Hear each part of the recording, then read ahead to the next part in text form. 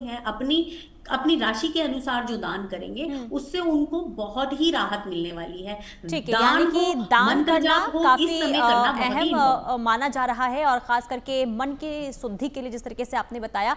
ठीक है मान्या जी, मैं आचार्य जी आपके पास आऊँगी, क्योंकि देखिए इस ग्रहण के अगर हम देखें तो जिस तरीके से दान पुण्य की बात लगातार हो रही है, लेकिन अगर हम बात करें राजनीति के लिहाज से, तो क्या ये ग्रहण राजनीति में उलटफेर का संकेत लेकर आ रहा है? क्या कोई बड़ा सामाजिक परिवर्तन भी हो सकता है? देखिए, इस ग्रहण का जो प्रभाव है हम्म। वो राजनीतिक रूप से भी बिल्कुल पड़ने वाला है। हम्म। और इसके ऊपर जो हमारी राजनीतिक रूप से आप देखिए कि एक मैं उदाहरण भी दे देता हूं, क्योंकि ग्रहण का प्रभाव मैंने बताया कुछ समय पहले से पड़ने लगता है और हमारे राजनीतिक रिश्ते जो हैं अमेरिका के साथ में भारत के जो रिश्ते हैं वो थोड़े प्रभावित होना शुरू हो गए, जो विगत कई दशकों से नहीं हो रहे थे। आज आप देखिए टैरिफ को लेकर मोदी जी और ट्रंप के बीच में एक मनमुटाव सा उत्पन्न हुआ और भारत के ऊपर इतना अधिक आर्थिक नुकसान करने का प्रयास अमेरिका ने किया। अब उसमें सफल होगा नहीं होगा ये तो एक अलग विषय है, हम्म। किंतु उसने पूरा प्रयास किया भारत को दबाव में लेने का राजनीतिक रूप से ही। और ये इसी प्रकार से आंतरिक रूप से जो हमारे देश की राजनीतिक व्यवस्था है उसमें भी प्रभाव आएगा। और कई इसमें नेताओं को दिवंगत होने का भी योग ग्रहण के प्रभाव से बन सकता है। और कई लोगों की राजनीतिक परिस्थितियों में उथल पुथल आएगी, क्योंकि देखिए ग्रहण के बीच में इसका कारण ये है कि राहु का बहुत जबरदस्त प्रभाव रहता है। और राहु केतु जो है, ये केतु एक राहु नामक दैत्य का धड़ है और राहु जो है सिर है। और सिद्धांत ज्योतिष से अगर देखिए जो पृथ्वी की छाया पड़ रही है, शर का मान जब शून्य होता है, ये हमारी एस्ट्रोनॉमी बोलती है, सिद्धांत ज्योतिष जिसे कहते हैं। सन मतलब एक तीर में हर पूर्णिमा को ग्रहण नहीं लगता, क्योंकि चंद्रमा थोड़ा ऊपर नीचे रहता है। एक ही सीध में तीनों जब आ जाते हैं तब ग्रहण लगता है, उसी को शन माने तीर, एक तीर की तरह हो जाते हैं, तो उसका मान शून्य हो जाता है। ऐसी स्थिति में जो छाया है उसमें जो नॉर्थ नोड है पृथ्वी का, उस पर उसको राहु कहते हैं, साउथ नोड जो है उसको केतु। और ये राहु नामक जो इसके पीछे पौराणिक कथा दर्शकों को पता होनी चाहिए, क्योंकि हमारी संस्कृति के बारे में भी जानना दर्शकों का अधिकार है और बच्चों को भी पता हो कि राहु नाम का एक दैत्य था जो समुद्र मंथन हुआ, तो भगवान श्रीमन नारायण जो थे वो मोहिनी रूप धारण करा के देवताओं को अमृत पिला रहे थे। तभी राक्षसों ने देख में एक राहु नाम का दैत्य था, बड़ा चतुर था। उसने ये समझा कि ये तो सब अमृत देवताओं को पिला देंगे और हमें मिलेगा नहीं, तो वो सूर्य और चंद्रमा के बीच में जाकर विराजमान हो गया। और जब भगवान जो है अमृत पिला रहे थे और देवताओं का रूप धारण किया, राहु को पहचान नहीं पाया, उसको भी अमृत दे दिया जल्दी में। तो उसी समय सूर्य चंद्रमा ने उसको पहचान लिया और श्रीमन नारायण को तुरंत बताया कि ये तो राहु नामक दैत्य है। तभी भगवान ने तुरंत मोहिनी रूप त्याग दिया और एक क्षण भी विलंब नहीं किया मानव कल्याण के लिए, और तुरंत श्रीमन नारायण अपने वास्तविक रूप में आए और अगले ही क्षण तक सुदर्शन से उसका सिर अलग कर दिया। मगर तब तक उसने जो है अमृत पान कर लिया था और वो दैत्य हजारों गुना शक्तिशाली हो गया, और इतना शक्तिशाली हो गया कि आज भी वो जो है सूर्य चंद्रमा से अपनी शत्रुता मानता है और उनको हम्म। ग्रहण लगाता है। अब सिद्धांत हम्म। ज्योतिष और दोनों को मैं मिला के बता रहा हूँ कि उसमें जो छाया है, अंधकार है, उसी अंधकार में राहु केतु आज भी वास करते हैं और इसको छाया ग्रह माना जाता है। इसलिए इसका प्रभाव आर्थिक राजनीतिक क्षेत्र में और हम्म। हम देख रहे हैं कि स्वास्थ्य के क्षेत्र में पड़ रहा है। तो ग्रहण काल में जिनका स्वास्थ्य को प्रभावित कर रहा है, जिन राशियों को अभी मान्या जी ने और अन्य ज्योतिषी ने बताया है, उनको मैं बताऊं कि वो महामृत्युंजय मंत्र का जप अवश्य करे। जी। ओम त्र्यंबकम यजामहे सुगंधिम पुष्टिवर्धनम उर्वारुकमेव बंधनान् मृत्योर्मुक्षीयमामृतात्। और ग्रहण काल में मंत्र जप से करोड़ों गुना फल मिलता है, और थोड़ा सा मंत्र जप भी हम्म। पुनश्चरण का फल देने वाला हो जाता है। ऐसा जो ठीक है। है हमारा ये भगवान श्रीमन नारायण का वरदान है। तो इसी ग्रहण काल में जैसे मैंने आपको बताया था कि मानव हित भी छिपा हुआ है, उसी समय जो विद्यार्थियों का पढ़ने में मन नहीं लगता, ये पढ़ाई में बाधा है, उनको गायत्री मंत्र का जप करना चाहिए। ओम हम्म। भूर्भुवः स्वः तत्सवितुर्वरेण्यं भर्गो देवस्य धीमहि धियो यो न प्रचोदयात्। और जो लोग महामृत्युंजय मंत्र कठिन लगे वो ओम नमः शिवाय का जप अवश्य कर लें। और चंद्रमा का एक मंत्र मैं बता देता हूँ, ओम सोम सोमाय नमः। इस मंत्र का सबको अवश्य जप करना चाहिए, क्योंकि चंद्रमा पीड़ित होता है और इस मंत्र का जप करने से चंद्रमा हमारा मजबूत होगा और हमारा जो मनोबल है वो बढ़ जाएगा, और मनोबल कमजोर होने से ही लोग सुसाइड कर लेते हैं, डिप्रेशन में चले जाते हैं, ठीक है, यानी कि लोगों का मन को डाइवोर्स हो कंट्रोल में जाता रखना है। चाहिए। मन को कंट्रोल रखेंगे तो शांति बनी रहेगी, यानी कि ज्यादा उथल पुथल खुद को करने की जरूरत नहीं है। और हमारे साथ चर्चा में ज्योतिष आचार्य मृगेंद्र चौधरी जी भी जुड़ चुके हैं। बहुत स्वागत है आपका इंडिया न्यूज पर। सबसे पहले सवाल तो यही होगा कि आप इस चंद्र ग्रहण को किस तरीके से देख रहे हैं? देखिए, चंद्र ग्रहण के कुछ विशेष प्रभाव रहते हैं। जिस राशि में चंद्र ग्रहण लगता है उस पर और उसके जो अपोजिट जो राशि होती है उस पर तो बहुत ज़्यादा प्रभाव आता है। बाकी राशियों पर भी लगन में जो है किस भाव में उनके जो है लगन के जब हम जन्म पत्रिका बनाते हैं उसके हिसाब से किस भाव में ये योग बन रहा है, उस हिसाब से जीवन के उस आयाम पर उनको जो है प्रभाव पड़ता ही पड़ता है। जैसे कि हम मेष लग्न की बात कर लेते हैं तो मेष लग्न के जो है ये 11वें स्थान पर राहु के साथ जब चंद्रमा गोचर करेगा तो ग्रहण दोष बनेगा। इसके विपरीत जो है पंचम स्थान में सूर्य, केतु और बुध बैठे हुए हैं, तो जिनका भी मेष लग्न है और वो महिलाएं गर्भवती हैं उन पे बहुत ज़्यादा इसका जो है बुरा प्रभाव पड़ सकता है। इसके साथ साथ अगर हम तुला लग्न की बात करते हैं तो तुला लग्न के जो है पंचम स्थान पर भी जो है राहु और चंद्रमा का जो संयोग बन के ग्रहण साक्षात जो है उनके पंचम स्थान पर बन रहा है, तो जो उनका पेट का एरिया है, जैसे उनकी जो ओवरी है, वोम्ब है या स्टमक एरिया है, सारा उस पर जो है ये बहुत कुप्रभाव डाल सकता है। तो इसमें जो है बहुत उनको सावधानी बरतनी पड़ेगी। जिनका कुंभ लग्न है, लगन में ही ग्रहण दोष बनेगा, तो जो व्यक्ति मानसिक तौर पर परेशान रहते हैं, जैसे कि जो को साइकोलॉजिकल डिस्टर्बेंस रहती है, कोई एंग्जाइटी में है, डिप्रेशन में है, जिनको मैनियक अटैक आते हैं, उनके लिए समय बहुत खराब रहेगा, उनकी स्थिति और ज़्यादा खराब हो सकती है। और जिनका जो वैवाहिक जीवन खराब चल रहा है, जैसे कि जिनका सिंह लग्न बनता है, तो सप्तम स्थान में ग्रहण दोष बनने से जिनका अपने पति या पत्नी से मन मुटाव चला हुआ है तो स्थिति बहुत ज़्यादा बिगड़ जाएगी। यानी अगर कहीं पर लग रहा है कि भाई उनकी दोबारा से जो है इकट्ठे हो सकते हैं, कोई बातचीत चल रही है, तो उसमें बहुत ज़्यादा व्यवधान आने का ये जो है समय बन जाएगा। तो इस समय आपने कुछ भी ऐसी कोई बातचीत नहीं करनी है और जो है काम को अपने टाल देना है। तो इस प्रकार से देखा जाए तो सभी लग्नों के बारे में जो है कुछ न कुछ इसका घटित होगा। मुख्यतः जो है मेष, तुला, सिंह लग्न और कुंभ लग्न, इनके ऊपर बहुत ज़्यादा प्रभाव इसका पड़ेगा। जी बिल्कुल। पारुल चौधरी जी, क्योंकि आप राशियों के बारे में बता रही थी तो कन्या राशि तक आपने बताया था, बाकी राशियों के बारे में बताइए किस तरीके से असर जो है चंद्र ग्रहण का देखने का उन राशियों पे पड़ेगा। जी, तुला राशि की हम बात करेंगे तो 5वें भाव में चंद्रमा पड़ रहा है, जो कि शिक्षा, प्रेम और स्पेक्यूलेशन का भी होता है, गेंस का भी होता है, और साथ में मार्केट गेंस भी हमको यहाँ से नजर आते हैं। तो अगर आप लव लाइफ की बात करूँ तो हाँ, मंगल इनको 8वें भाव से देख रहा है। इस टाइम पे पैशन भी इनका बढ़ाएगा। पैशन बढ़ने की वजह से हो सकता है मल्टीपल रिलेशनशिप में अगर आप ना भी आए तो ज़्यादा बेटर रहेगा, या आप इस टाइम पे किसी की तरफ जल्दी से अट्रैक्ट हो रहे हैं तो थोड़ा सा पॉज लेके चलिए, धैर्य लेके चलिए, आपको ज़रूरत है। लेकिन अगर हम बात करेंगे इनकी मनी गेंस की भी और पैशन की भी, तो हाँ, क्रिएटिविटी में अगर हम देखें तो इनको डेफिनेटली फ़ायदा होते हुए नज़र आएगा। मैं बोलूँगी नहीं कि तुला राशि के लिए बहुत ज़्यादा बेकार है, शेयर मार्केट के इनके लिए बहुत अच्छा रहेगा जो शेयर मार्केट में वर्क करते हैं। अचानक से इनको धन लाभ दिख रहा है। और प्रेम संबंधों में अगर मैं बोलूँ तो गलत फहमियों की संभावना बहुत ज़्यादा है, मिसअंडरस्टैंडिंग्स बहुत ज़्यादा इनकी होती हुई दिख रही हैं। तो उनसे दूर रहने के लिए मंत्रों का आप जाप कर सकते हैं, जैसे कि गायत्री मंत्र बताया आप उसका कर सकते हैं। लेकिन अगर आपको उपाय मैं बताऊं तो सूर्य देव को रोज़ नमस्कार कीजिए, जल अर्पित कीजिए, आपके लिए अच्छा रहने वाला है।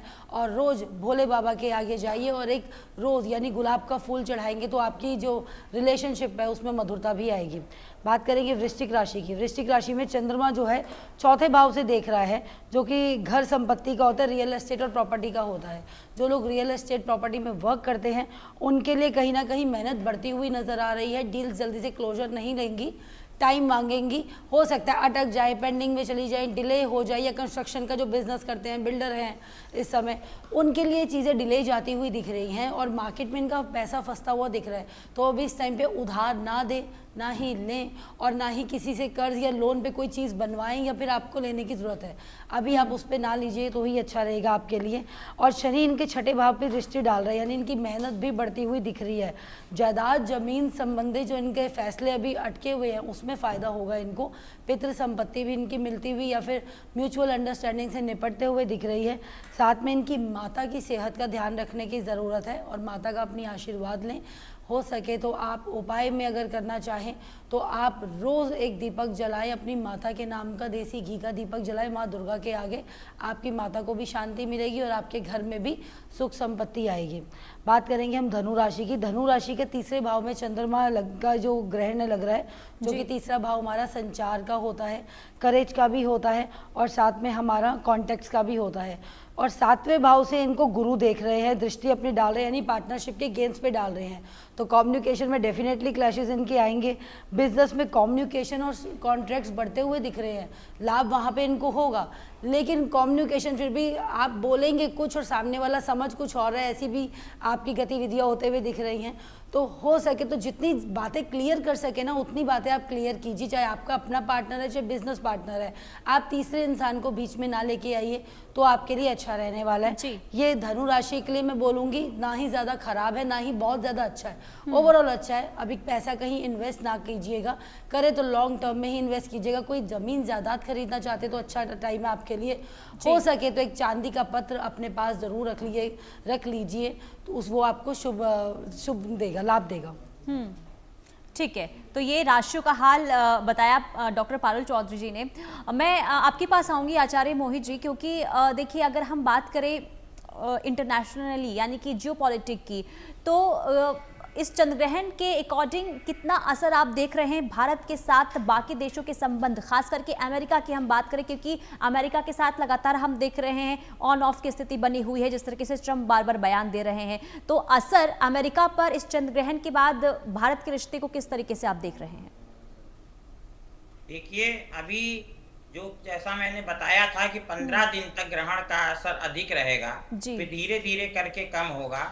तो 15 दिन तक तो अभी रिश्ते सुधरने की कोई संभावना नहीं दिख रही। अगर धीरे धीरे करके उसमें सुधार आएगा और लगभग 3 महीने तक ऐसे समय व्यतीत होने के बाद जब ग्रहण का प्रभाव पूरी तरह समाप्त होगा तब ये रिश्ते सुधर जाएंगे और अच्छे होंगे। मगर चूंकि ये ग्रहण सभी के लिए अशुभ फल कारक ज्यादा है और 12 राशियों में देखिए तो केवल 4 ही राशि ऐसी है जिनके लिए फल थोड़ा अच्छा है, बाकी के लिए सब खराब ही है। तो इसलिए, और ये ग्रहण कुंभ राशि पर पड़ रहा है, कुंभ राशि वालों को तो ज्यादा ही तक रहने की आवश्यकता है। और जिन लोगों को आर्थिक समस्याएं हैं उनके लिए भी मैं बता दूं कि उनको श्री सूक्त का पाठ ग्रहण काल में अवश्य कर लेना चाहिए। और इसके साथ में ओम श्रीं महालक्ष्मये नमः इस मंत्र का जब भी आप कर सकते हैं, यदि आप श्री सूक्त नहीं पढ़ पा रहे हैं। और ग्रहण काल में जैसा मैंने बताया थोड़ा सा जप भी कई गुना फल देने वाला होता है, तो इसलिए हमें थोड़ा जप ग्रहण काल में अवश्य कर लेना चाहिए। और ये बात बड़ी प्राचीन है और हमने सुनी भी होगी लगभग सभी दर्शकों ने कि ग्रहण काल में बड़ी बड़ी सिद्धियां प्राप्त की जाती हैं। इसीलिए मैं बार बार ये अनुरोध कर रहा हूँ कि इस ग्रहण काल के सुअवसर जो मंत्र सिद्धि के लिए शास्त्रों में बताया गया है उसको किसी भी व्यक्ति को नहीं खोना चाहिए। और हर समस्याओं का समाधान इसी ग्रहण काल में ही निश्चित है। और हम अपने राष्ट्र के लिए भी प्रार्थना कर सकते हैं और पितरों की मुक्ति के लिए भी हम इस ग्रहण काल में प्रार्थना करना ना भूलें, क्योंकि पितृ पक्ष में ही एक ग्रहण पड़ा है और उसका पहला दिन है, इसलिए पितरों की मुक्ति की प्रार्थना अवश्य करें। और ग्रहण काल में भोजन करना निषेध बताया गया है और भोजन ब्राह्मणों को कराना निषेध है, किंतु श्राद्ध तर्पण का निषेध नहीं कहा गया है। इसलिए पितरों को स्मरण करना। ओम पितृभ्यो नमः, ओम पितृभ्यो नमः इस मंत्र का 108 बार जप अवश्य कर लीजिए, जिससे आपके पितर जो हैं मुक्त हो जाएंगे। ठीक है आचार्य मृगेंद्र जी, अगर हम कुंडली के लिहाज से बात करें तो क्या चंद्र ग्रहण का असर कुंडलियों पर भी पड़ता है और किस व्यक्ति की कुंडली पर सबसे ज्यादा देखने को मिलता है? देखिए, जैसा मैंने भी बताया था कि भी कुंडली क्या है, जब आपका जन्म होता है उस समय आपके ग्रहों की स्थिति क्या है, तो आपके शरीर के अंदर तत्व उसी स्थिति में रहते हैं।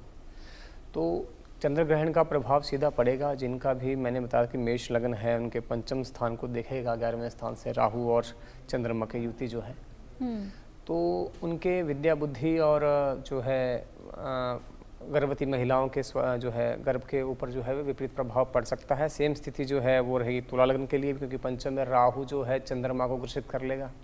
महिलाओं की जितनी भी हेल्थ है, हार्मोनल जो हेल्थ होती है और उनका जो यूट्रस का जो एरिया है और गर्भ धारण करने की जो क्षमताएं, वो सब चंद्रमा पे ही डिपेंड करती हैं। तो चंद्रमा इसमें पूरी तरह से जो है ग्रसित होगा, क्योंकि उसके ऊपर जो है ग्रहण तो है ही है, इसके साथ साथ सूर्य की दृष्टि भी है और साथ में जो है बुध की दृष्टि पड़ेगी, जो कि चंद्रमा का परम शत्रु माना जाता है।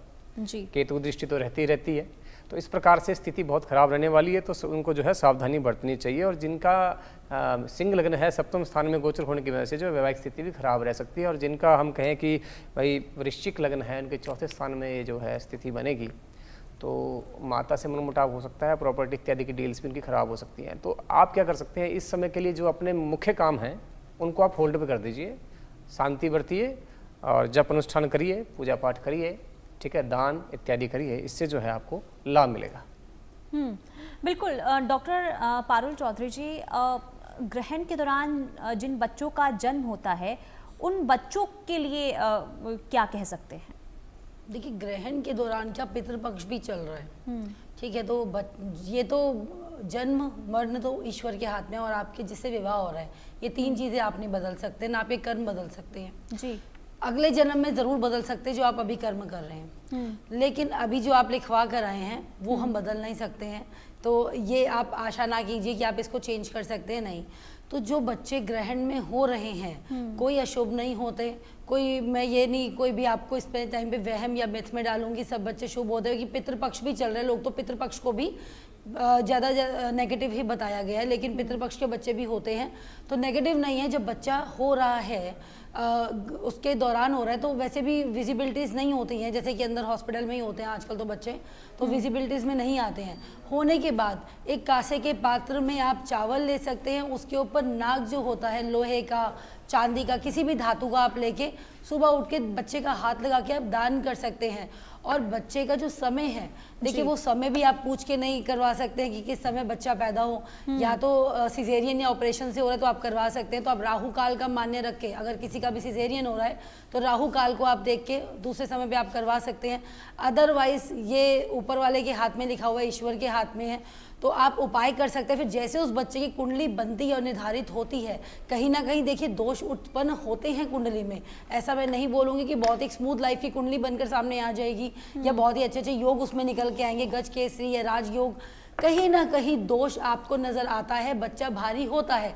लेकिन पूजा पाठ मंत्र और दान से यह जो जितनी भी इनके दुविधा आ रही है या फिर इस टाइम पे नेगेटिव इम्पैक्ट है वो हम दूर कर सकते हैं। वो जो भी इस टाइम पे बच्चा पैदा हो रहा है, जन्म हो रहा है, तो आप तुरंत ही अपने किसी भी पंडित है या विशेषकर है उनको दिखाइए, और जो भी उसका दोष आ रहा है या जो भी पूजा पाठ वो बता रहे हैं उसको करवाइए, ताकि बच्चे का आने वाला समय यानी उसका फ्यूचर जो है वो इफेक्ट ना हो। तो आप ये उपाय करेंगे, मंत्र जाप करेंगे, और जो गर्भवती महिलाएं हैं उनको पता है कि आज ही मेरी डेट है, ये जिनको पता है कि मेरी ग्रहण में ही डेट्स होती हैं, ड्यू डेट्स है, तो उस दौरान आप पूजा पाठ करते रहिए, आप मानसिक मंत्र जाप करते रहिए। आप जितने मानसिक मंत्र जाप करेंगे उतना बच्चे को भी पॉजिटिविटी मिलती है। और जैसे कि भी बताया कि जल से रिलेटेड है, तो हमारा जितना वाटर बैग होता है उसमें पानी ही होता है, तो सारा का सारा इम्पैक्ट बच्चे पे जाता है। तो जैसे भक्त प्रहलाद ने भी किया था, उनकी माता ने, कि जितनी पूजा पाठ की थी कि वो भी एकदम से विष्णु के प्रति उनका कितना भाव आ गया था। कि भक्त प्रहलाद आज तक हमको नाम याद है, और भक्त प्रहलाद को ही सबसे सर्वश्रेष्ठ भक्त माना गया है विष्णु भगवान का। उसी प्रकार से आप किसी भी इष्ट को मानते हैं, गुरुदेव को मानते हैं, आप किसी का भी मंत्र जाप कर सकते हैं, जिसका भी आपने नाम जाप करना है आप कीजिए, लेकिन बच्चे को पॉजिटिविटी ही दे दीजिए। और मैं बोलूँगी कि गर्भवती महिलाएं इस टाइम पे बिल्कुल भी एंग्जाइटी में ना आए, घबराए ना कि ग्रहण है ऐसा होगा वैसा होगा। ठीक है, जो होना है वो तो होगा, लेकिन मंत्रों में इतनी शक्ति है कि आपके नेगेटिव इम्पैक्ट्स को दूर कर देती है, और ईश्वर में तो वैसे ही बहुत शक्ति है, तो आप उसमें अपनी आस्था रखिए और समय के साथ साथ चलिए, और जितनी आप आस्था पूजा करेंगे उतने ही दोष आपके दूर होते चले जाएंगे। तो डरने की और घबराने की जरूरत नहीं है, महिलाओं को बिल्कुल नहीं है। यानी कि पूजा पाठ और मंत्र का उच्चारण कीजिए, सब कुछ अच्छा होगा। ठीक है आचार्य मोहित जी, मैं आपके पास आऊंगी, क्योंकि देखिए जब ग्रहण होता है, और मेरा सवाल भी था क्योंकि अलग अलग तरीके से लोगों में अंधविश्वास जो है वो देखने को मिलता है, लोग डरे रहते हैं, सहमे रहते हैं, और लोगों के मन में ये भी सवाल होता है कि आखिर ग्रहण के दौरान या फिर सूतक काल के दौरान मंदिरों को क्यों बंद कर दिया जाता है, उस दौरान हम मंदिरों में जाकर पूजा अर्चना क्यों नहीं करते हैं, इसके पीछे की क्या वजह ज्योतिष में बताई गई है? पूजन पर तुलसी पत्र, जो दूध दही घृत पर तुलसी पत्र रखा जाता है, और जब ग्रहण प्रारंभ हो और जब उसका मोक्ष हो तो स्नान अवश्य करना चाहिए।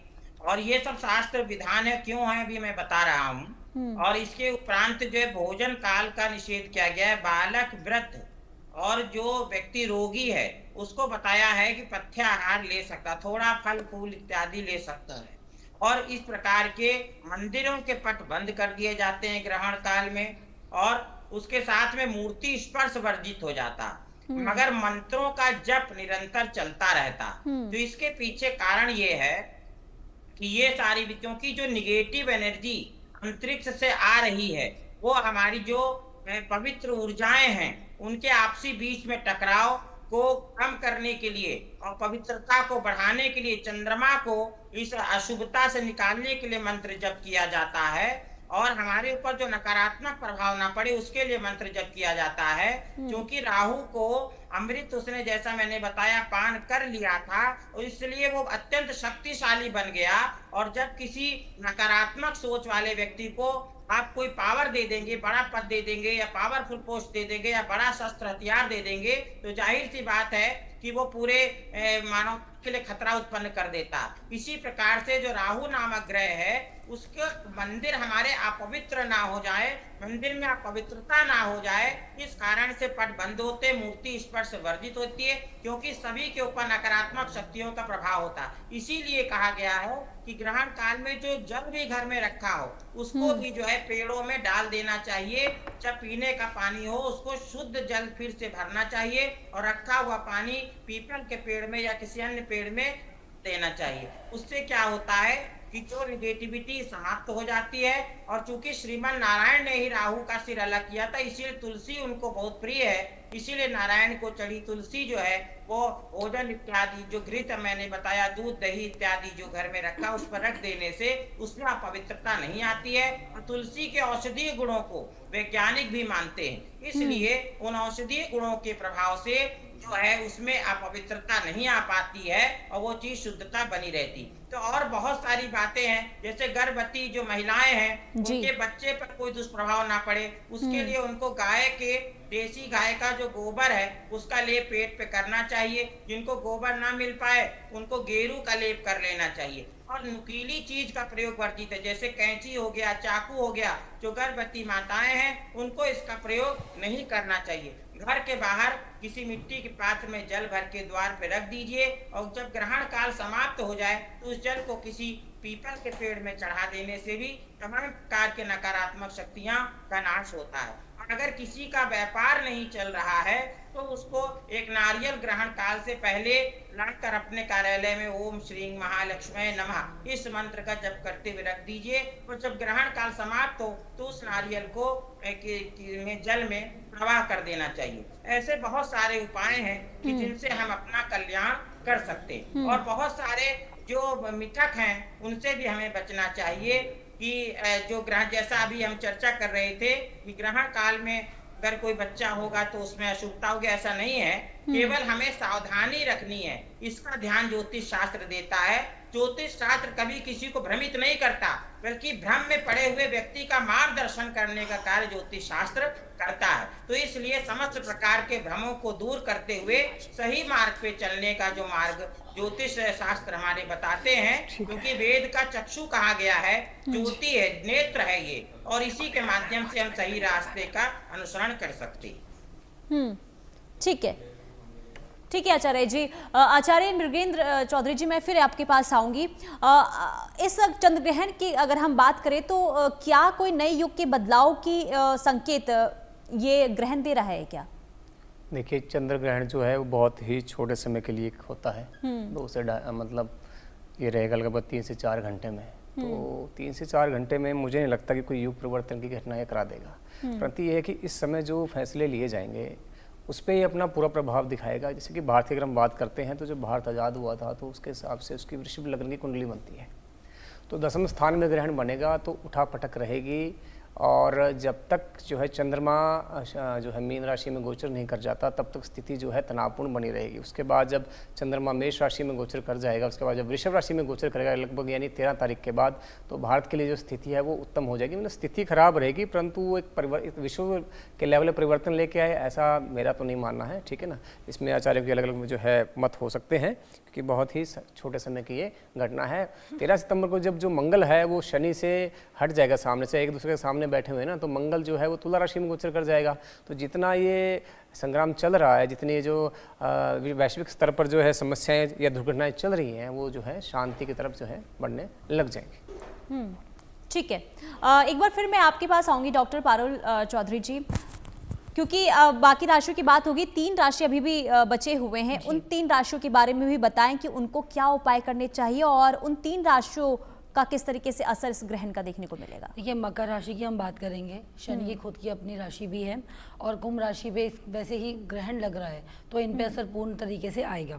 तो मकर राशि का चंद्रमा दूसरे भाव में लग रहा है, यानी धन वाणी के भाव में लग रहा है। फैमिली फाइनेंसेस भी प्रभावित होने वाले हैं इनके। साथ में शनि जो है इनकी राशि में इस टाइम पे स्वामी तो हैं लेकिन चौथे भाव में तनाव ही दे रहे हैं इनको। तो कहीं ना कहीं निवेश से इनको लाभ भी हो रहा है लेकिन इनको परेशानियां भी उठानी पड़ेंगी। बोल चाल में संयम रखें, कोई बड़ा डिसीजन अभी ना लें, हो सके तो गलत फहमियों से बचें। मिसअंडरस्टैंडिंग्स इनकी होती हुई बहुत ज़्यादा दिख रही है, अपने पार्टनर के साथ साथ तो दिख ही रही है लेकिन लोगों से भी इनकी मिसअंडरस्टैंडिंग्स हो रही हैं। लंबे समय तक कोई भी अभी कार्य आप हो सके तो टाल दें, मैं बोलूँगी अक्टूबर तक। वैसे जैसे कि स्थिर काल में लग रहा है ये ग्रहण तो 6 महीने तक इसका असर रहने वाला है। 60 दिन 90 दिन ये बिल्कुल मिथ होगा बोलना, लेकिन 6 महीने तक कम से कम असर रहता ही है। बीच में असर क्यों चेंज होगा? क्योंकि हमारा, मैंने जैसे बताया, गुरु हमारे उच्च के होंगे और भी ग्रह जो है बीच में पलटेंगे तो ग्रहण का असर जो है, नेगेटिव इम्पैक्ट जो है थोड़ा कम होना स्टार्ट हो जाएगा। लेकिन अभी आपको उपाय क्या करना है, काले और सफ़ेद तिल जो होते हैं उनकी बनी कोई भी मिठाई हो तो ग्रहण के बाद आप दान कर सकते हैं। बात करेंगे हम कुंभ राशि। कुंभ राशि का तो वैसे ही दशम में लग रहा है ये ग्रहण, तो साथ में राहु भी बैठे हुए हैं इनके। जीवन को बड़ा ही तोड़ मरोड़ से रहे हैं, इनको इस टाइम पे जीवन साथी के साथ बना के रखने की ज़रूरत है जो कि इनकी नहीं बनने वाली है। हो सकता है लीगल केस में फंस जाए अगर जीवन साथी से अनबन पहले से चल रही है, मन मुटाव पहले से चलते आ रहे हैं, अगर आप उसको बहुत समय से टाल रहे थे, आज नहीं कल करते हैं, तो हो सकता है लीगली आप पे कोई ना कोई एक्शन हो जाए या आप उन पर ले लें। तो एक सेपरेशन होने की संभावनाएं काफ़ी दिख रही हैं आपके जीवन साथी के साथ। और प्रेम संबंधों में अलगाव की स्थिति आ रही है। कमिटमेंट नहीं दी है तो बिल्कुल ख़त्म हो जाएगा रिश्ता, और अगर दे रखी है तो डिले या फिर सोच में जा सकते हैं, दोबारा पुनः विचार करेंगे कि हमको इस रिलेशन में रहना है या नहीं रहना है।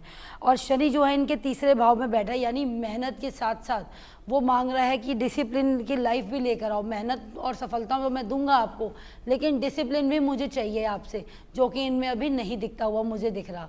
डिसिप्लिन चाहिए, हो सके तो इस टाइम पे सात्विक, जितना आप सात्विक आचार और विचार अपना रखेंगे, जितना आप ईश्वर की शरण में जाएंगे तो आपके लिए अच्छा रहने वाला है। स्वास्थ्य का ध्यान रखिए, आपको डिप्रेशन की संभावनाएं दिख रही हैं, मानसिक संतुलन बिगड़ता हुआ आपका दिख रहा है। तो हो सके तो आप इस टाइम पे किसी ट्रैवल पे तो ना जाइए, लेकिन घर में ही पाठ पूजा आप स्टार्ट कर सकते हैं। अपने कोई धार्मिक स्थल पर अभी ना जाएं तो आपके लिए अच्छा रहेगा, क्योंकि आपके एक्सीडेंट के योग भी बन रहे हैं। आपके लिए बहुत ही सतर्क रहने की ज़रूरत है, क्योंकि आपकी ही राशि पे ग्रहण पड़ रहा है। सोच समझ के आगे बढ़िए, सोच समझ के आप कोई एक्शन लीजिए। भले ही बहुत परेशानी में है, थोड़े दिन टाल दीजिए, क्योंकि राहु आपको भ्रमित बहुत ज़्यादा करेगा। ऐसी चीज़ें दिखाएगा जो नहीं हो रही हैं लेकिन आपको लग रही हैं, मानसिक आपका जो मेंटलिटी आपकी है वो बन रही है, नहीं हो रही है, सामने मेरे हो रही है चीज़ें। हो सके तो आप इस टाइम पे शांति बरतिएगा, अवॉइड कीजिए कार्य, लेकिन आपके करियर की शुरुआत आप नहीं कर सकते हैं। उसके लिए आपके लिए अच्छा रहेगा, करियर के लिहाज से अच्छा, मेहनत करेंगे तो फल मिलेगा। हो सके तो किसी को दीपक लीजिए, उसमें लोहा डालिए, काले तिल डालिए और 1 रुपये का सिक्का डालिए और सरसों का तेल डाल के, जो हमारे घर जो आप नींबू मिर्च लगाने वाले होते हैं आप उनको दान कर सकते हैं अपने सिर के ऊपर से 7 बार वार के, या फिर आप किसी भी पीपल के पेड़ के नीचे जाके रख सकते हैं। नहीं है तो शनि मंदिर में जाके आप यह रख सकते हैं। यह कार्य आपको सुबह के समय में करना है, शनिवार के दिन। दिन। ये ग्रहण में नहीं करना, ग्रहण के बाद भी आप कर सकते हो कि आपका आने वाला जो समय है ना 3 महीने तो आपको सतर्क रहने की बहुत ज़्यादा ज़रूरत है। बात करेंगे हम मीन राशि की, तो मीन राशि के 12वें भाव में पड़ रहा है ये ग्रहण। साथ में इनके विदेश से जुड़ी घटनाएं हो सकती हैं। अगर आप ट्रैवल अभी कर रहे हैं या फिर आपके बिजनेस है बाहर, या आप ट्रेडिंग भी करते हैं बाहर, विदेश से आपके जो संबंध है बिगड़ते हुए दिख रहे हैं, तो हो सके तो अभी अवॉइड कीजिए आप बाहर की यात्राएं, बाहर जाना, घूमना फिरना अभी अवॉइड कीजिए। सेहत का ख्याल रखिए, सबसे पहले पेट का, कान का, ये 2 दिक्कतें दिख रही है, साथ में अपने दांतों का, ये 3 प्रॉब्लम्स आपको आती हुई दिखेंगी। घुटनों में, जोड़ों में ये भी दिक्कतें आपको दिखेंगी। स्वास्थ्य के लिहाज से बहुत ही ज़्यादा मैं बोलूँगी आपको सावधानी बरतने की ज़रूरत है। खर्च पे नियंत्रण रखिए, जो खर्च आपका अनएक्सपेक्टेड से आपके खर्च जो है वो बढ़ सकते हैं। गुरु आपके 4थे भाव में, यानी डोमेस्टिक हैप्पीनेस तो देगा आपको, मतलब घर से तो आपको पूर्ण तरीके से सुख सुविधाएं मिल सकती हैं, साथ में आपका परिवार आपका सपोर्ट करता हुआ दिख रहा है। लेकिन आपको सेहत का ध्यान रखना है और विदेश यात्रा और यानी फॉरेन डील्स को आपको टालना है। तो आपको उसके लिए क्या उपाय करना है, आपको हल्दी की गांठ लेनी है, आपको वो मंदिर में जाके विष्णु भगवान के आगे या कृष्ण जी के आगे, कृष्ण जी की अगर आप सेवा करते हैं लड्डू गोपाल की, तो वो भी आपके लिए शुभ रहेगा। साथ में विष्णु सहस्त्र नाम का पाठ आपको ज़रूर करना है और ओम नमो भगवते वासुदेवाय नमः का जाप करते रहिए, आपके लिए अच्छा रहेगा। आने वाले 40 दिन तक आप ये ज़रूर कीजिए, आपकी सेहत भी ठीक रहेगी और आपके लिए लाभकारी रहेगा। ठीक है, बहुत शुक्रिया पारुल चौधरी जी 12 राशियों के बारे में विस्तार से बताने के लिए कि क्या उपाय करना चाहिए, किस तरीके से इन 12 राशियों का जो ग्रहण का असर है इन राशियों पर देखने को मिलेगा। बहुत शुक्रिया आपका। आचार्य मोहित जी आपका भी बहुत शुक्रिया जुड़ने के लिए, इस चर्चा में शामिल होने के लिए। तो चंद्र ग्रहण को लेकर आज ये कार्यक्रम आपने देखा इंडिया न्यूज़ पर, और होपफुली आपको इससे ज़रूर कोई ना कोई समाधान या फिर जो आपके मन में सवाल होंगे वो खत्म ज़रूर हुए होंगे। चलिए इसी के साथ इस बुलेटिन में इतना ही, लेकिन ब्रेक के बाद भी खबरों का सिलसिला लगातार जारी है। देखते रहिए इंडिया न्यूज़।